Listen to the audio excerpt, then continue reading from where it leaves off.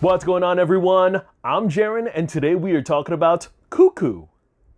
In this story, we follow a 17-year-old girl who is forced to move in with her family to a resort where things are not what they seem. I have been wanting to see this movie way before the trailers even dropped for this, and that's all thanks to the earlier festival responses as well as the film community that saw this early. And the initial announcement really kicked off with Hunter Schafer from Euphoria getting to lead Neon's latest horror picture. And it was also filled with some wonderful supporting cast members, including John Malkovich, Gemma Chan, and even Sofia Boutella. Unfortunately, those names fell through due to scheduling conflicts, but if my guesses are just correct as yours, I believe they were replaced with Martin Sokas, Jessica Henwick, and Astrid Burgess Frisbee. Nonetheless, we were supposed to get that movie back in May 2024, and it came out in August instead, but the island of Maui, my local theater, did not get this movie, and I was pissed! Our lead editor and critic of the Hawaii Film Critics Society, Barry Wurst, was fortunate enough to see it, and I really thought he went to Oahu to go check it out, but really all he had to do was email and ask them. I didn't know we could do that. I didn't know we could bother the studio. You just gotta go through your emails and find the right address and validate that you're a critic. I mean, I just feel so fresh in the game about it. I feel bad asking. I mean, we were still fortunate enough to get movies like Immaculate and Longlegs out here in theaters, but Neon's just a hard distributor to get out here on Maui. And for us critics, we are fortunate, and we would have to wait when we get this nice little nifty box set from Neon, which includes a lot of their movie slate of the year.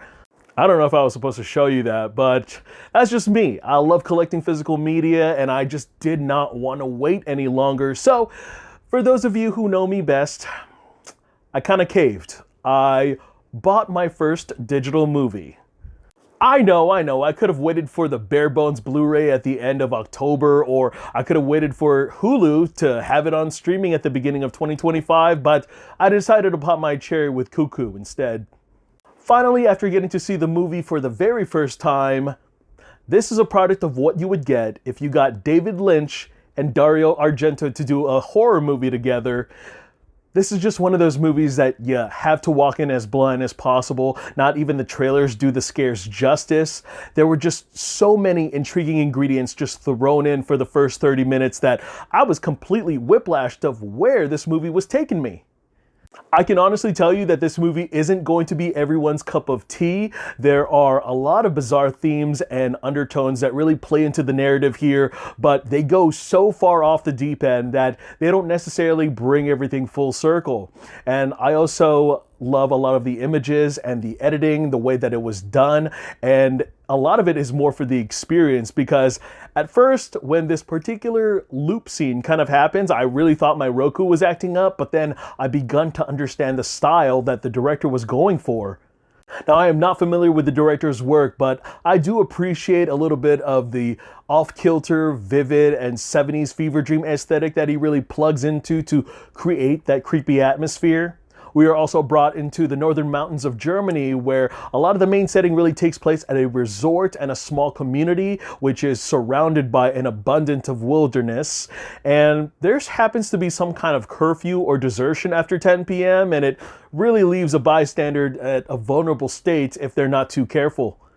The way that the suspense and scares were set up, crafted, and framed were just increasingly harrowing and absolutely beautiful. I can honestly say that I don't think there was anything that genuinely made me jump out of my seat, but I did have goosebumps. Like, a lot of the hairs on the back of my neck and my arms kind of stood up. Getting into the talent here, Hunter Schafer as Gretchen. Now, just like her fellow Euphoria co-stars like Sydney Sweeney in Immaculate or the late Angus Cloud in Abigail, she fit right just like a glove into this, bringing her own attitude, her own strengths, and vulnerability into the mix. There is a sense of humor that she executes so flawlessly. It's kind of like balancing that fine line between being an awkward and bitchy teenager with someone who is relatable and likable, especially in her situation. But I also love the fact that she is kind of like the spokesperson for the audience and really just calls all the red flags that are surrounding her. I also admired the interactions and relationships she had with her father or even her half-sister Alma. It's just that they didn't necessarily flesh it out the way I wanted them to, but there are some key elements that really pay off those emotional beats. Also, her fight or flight responses really reward the audience with a very fun and white-knuckling third act.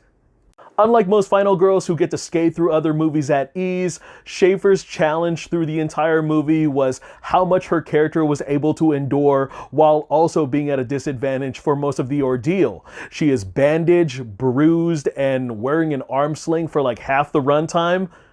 We also got Dan Stevens here, who plays...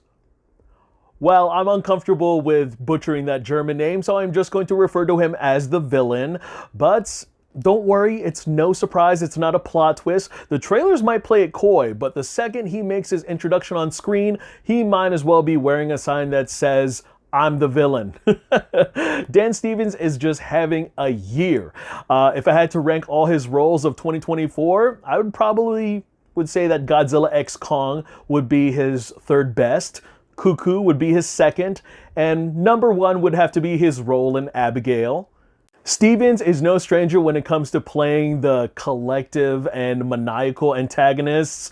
Originally, when they were casting for this movie, they were looking for a older male in his 60s, and I think that picking Stevens and seeing what he was able to, deliver from that role and what he was able to take in certain directions and contrivances all just so happened to work for me.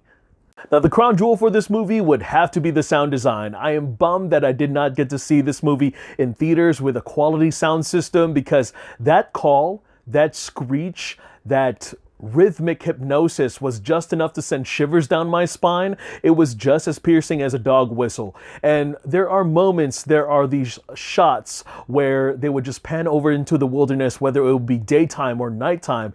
And when you hear that call, it just... The interpretation of whether this could be as close or far away out into the wilderness beyond where the characters are was just scary enough. Even the stupid little tune that Dan Stevens ends up playing on his flute was making my skin crawl, and you combine that with a niche soundtrack along with an electric score, and it was just enough to be just as terrifying as the appearance of our hooded brood. Moving into my more mixed negative opinions would have to include the plot reveals and the overall theme. Now, it was not difficult to wrap my finger around the true narrative and parallels of this movie, but the way they go about answering those questions, as well as wrapping up some story arcs of certain individuals, it did not feel fully realized. Now, I am not asking to be spoon-fed every single detail, but by the time that they end the movie, there is so much more to be desired. There's just so many angles to this story, whether the way that they set it up, or the way that they have their characters, and there's just more of it that I wanted to explore. Just flesh out those great ideas. Give me a sequel if you have to. Overall, this was a wild, delirious, and strange horror gem that is probably one of the most refreshing approaches to nature versus nurture that will have many viewers fuming in shock and intrigue. Hunter Schafer, on the other hand, has entered final girl domain and is warranted for more glory on the big screen, especially horror. Alright guys, that's all I got to share about that movie. Go ahead and check it out. It is streaming digitally if you want to pay the $20 for it, or if you can watch it for free because you might know a friend who might have a Fandango at home / Voodoo account, or you could wait for the Blu-ray, which comes out October 22nd. In the meanwhile, I'm Jaren Ugbanawag. I want to thank you guys so much for taking some time out of your day to hear me talk some movies. Look forward to more reviews, and I will see you guys at the theater. Take care.